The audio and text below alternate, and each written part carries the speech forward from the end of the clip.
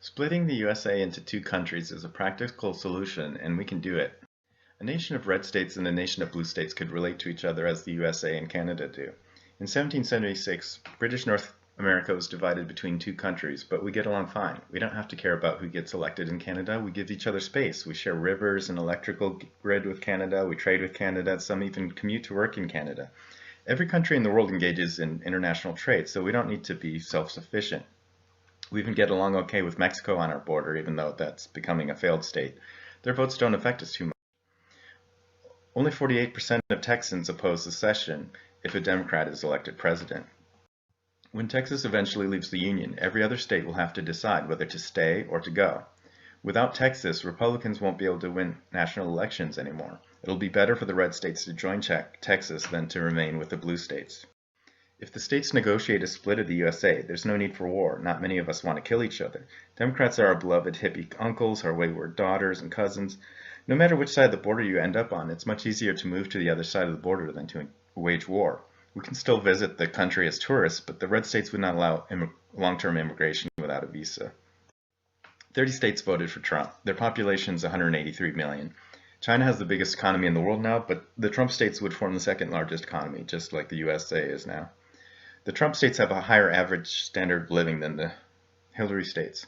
To predict which parts of the USA would join Texas, we need to understand that the Declaration of Independence declared that each colony was a free and independent country. After the Revolutionary War, the states created the federal government, but the people of each state remained a sovereign polity.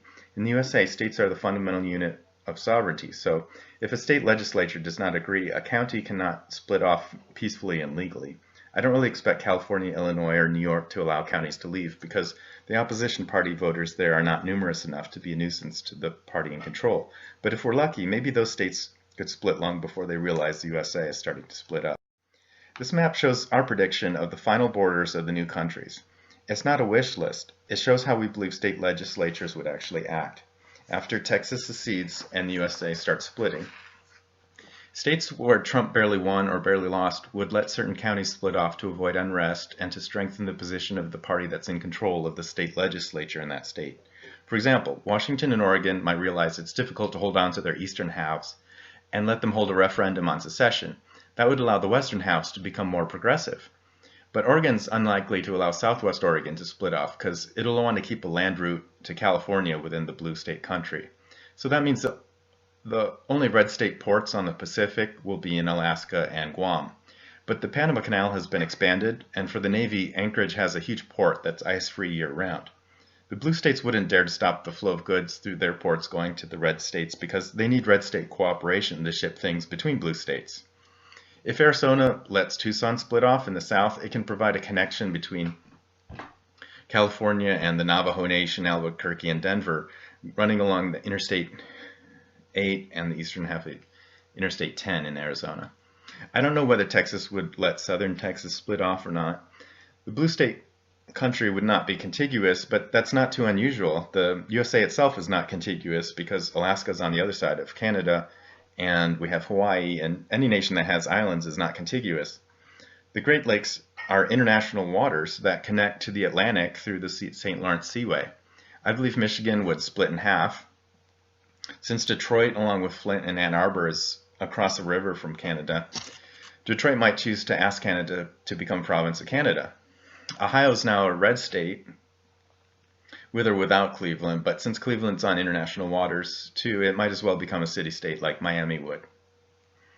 Neighboring states to Illinois have big blue cities on the border with Illinois, so the neighboring states could donate these cities so that they could become solid red states. Pennsylvania would become a true red state just by letting Philadelphia go. The Philadelphia area. Even Minneapolis might choose to connect to Madison, Chicago rather than to Canada in the north. This map shows what our country would look like if every voter took up the same amount of space. Look how many people live in the Democratic areas at the coast. Some people say just let the West Coast secede, but that's not enough to make our country conservative. Unfortunately, both Obama and Bill Clinton would have won both terms even without the West Coast because there's so many Democrats on the East Coast and in the Rust Belt. So we definitely need to secede from both coasts. You've got to decide whether you want a big country or a conservative country because you can't have both. The more territory you ask for, the more bad voters come with it. The only way to get a conservative republic is to get rid of Democrat voters.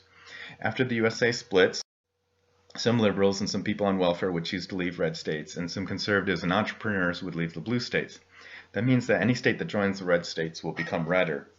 The beauty of this is that people who really care about the effects of public policy can move, but no U.S. citizen has to move. No one knows what percentage of Hillary voters would leave the red states or vice versa, but if 15% of red state Hillary voters left the red states and 15% of blue state Trump voters left the blue states, then every red state would be at least 62% Trump voters, and the blue states would become quite blue too. If Michigan joins the red states and allows Detroit and Flint to join Canada, then its remaining Trump voters would outnumber Hillary voters 2-1. And purple states controlled by Democrats like Colorado could let red counties split off and join us, becoming a new state. So splitting America is a win-win.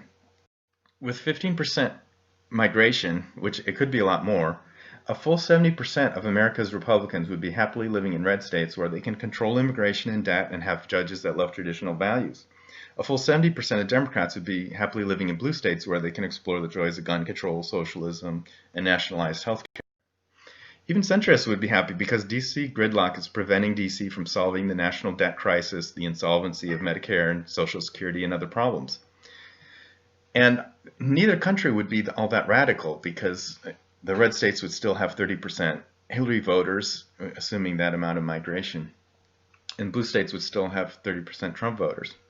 I don't believe a negotiated split of the USA would cause war. According to a Zogby poll, only 32% of Americans believe that the USA would be justified in using force to prevent secession.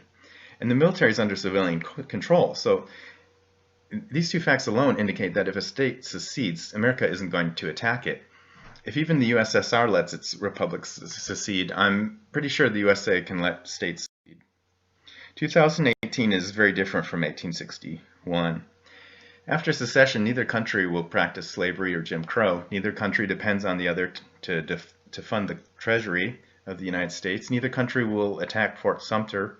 Tolerance for wartime casualties is far, far lower today than 150 years ago. Today, our relatives are much more likely to live on the other side of the border. USA has no external threats that require a 50-state military. Each country could join NATO anyway.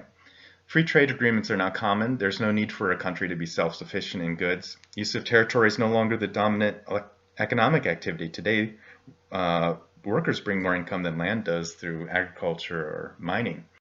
Many countries have seceded peacefully in history. Czechoslovakia split into two countries amicably in 1993. This process began in July 1992 when the Slovak parliament declared independence. No legal mechanism for secession was necessary because declaring independence caused Slovakia to no longer be under Czechoslovakian law. Quebec and Scotland have referendums but voted against it. The good news is that in California, 44% of California Democrats have already said they want California to secede.